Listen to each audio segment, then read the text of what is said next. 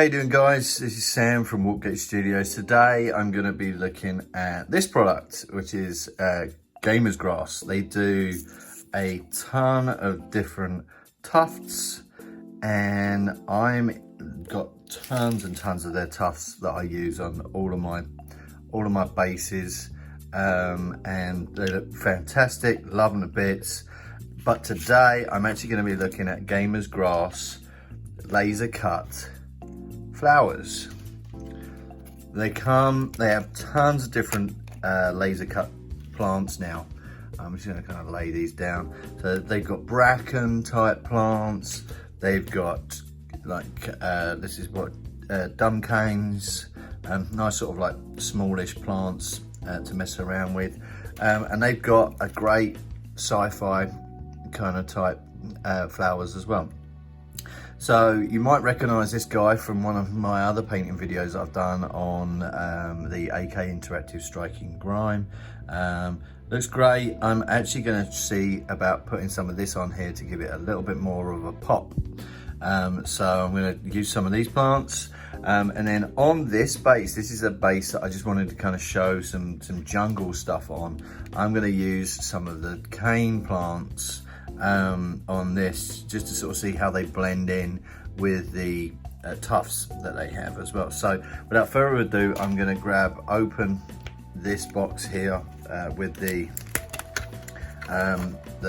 multicolored sci-fi stuff. So you get one sheet and it's double-sided, which is awesome because you're going to need that. And yeah, this is the Alien Rosette, it's called.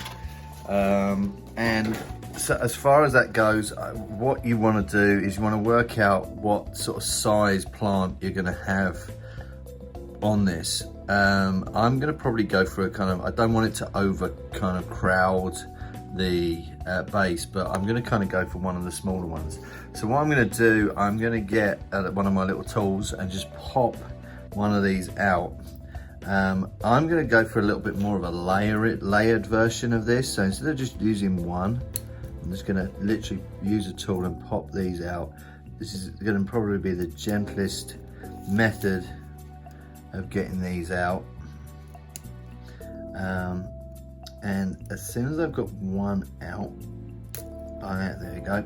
So that's one flower there, and then I'm going to get something just a little bit smaller, just to give this a little bit more of a layered 3D effect on the plants. So some of these can be a little bit tight, but we're gonna work with them and make them look good. So first things first, what I'm actually going to do is I'm going to grab one of my old crappy brushes and start giving this a little bit of movement. So I'm going to kind of bend some of these around and kind of just start shaping this as a plant. It's kind of pretty good to do that. In essence, I'm going to kind of bend it into a kind of shape like that to start with, and then I'm going to work on the flowers. So I'm actually going to bend these flowers back, or the leaves should I say, sorry, back. So I'm going to bend these leaves back,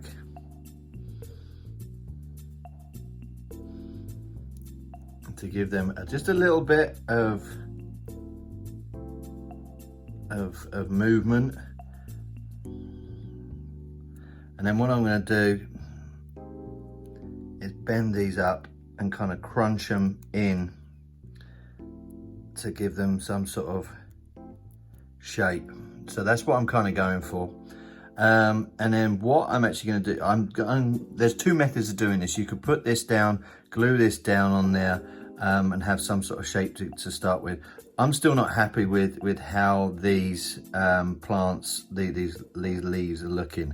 So I'm actually going to kind of bend these out a little bit by hand.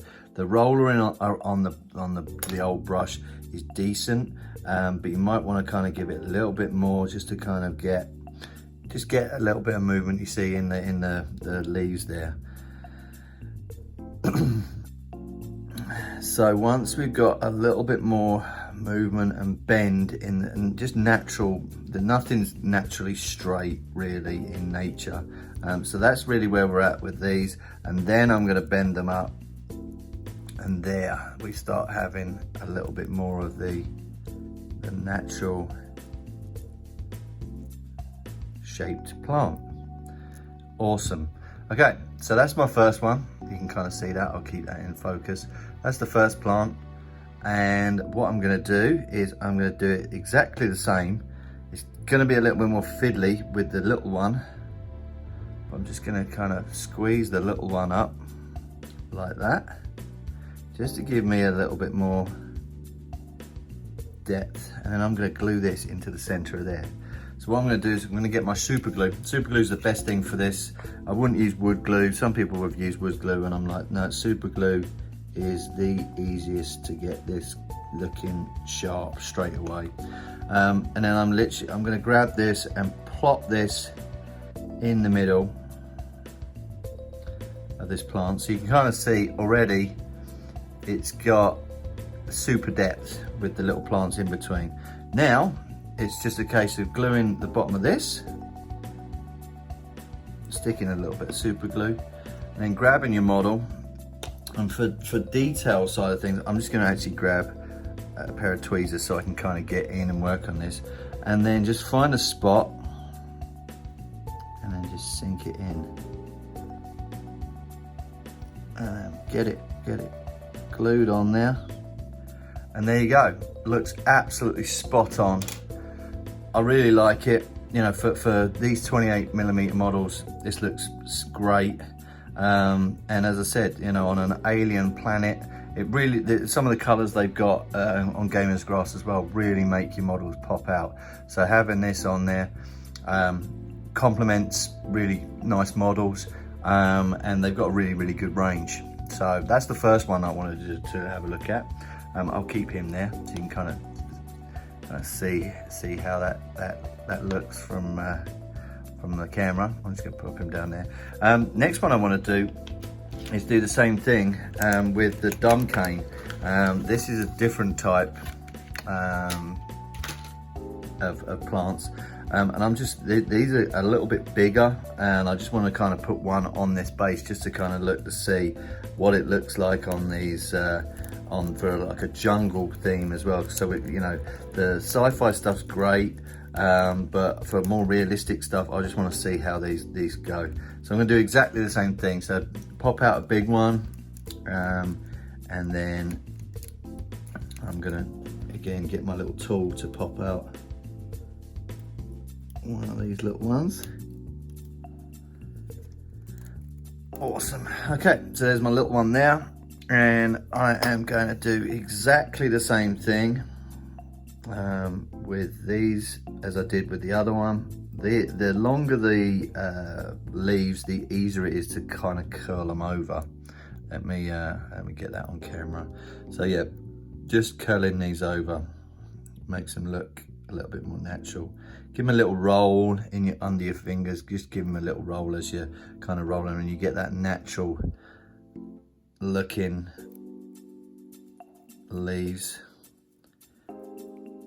And as I said, these are fantastic complement to basing. I love my basing anyway.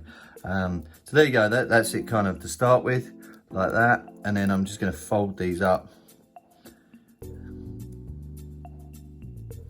just give them a little squeeze in between, and then just push them up, and then you got your plant.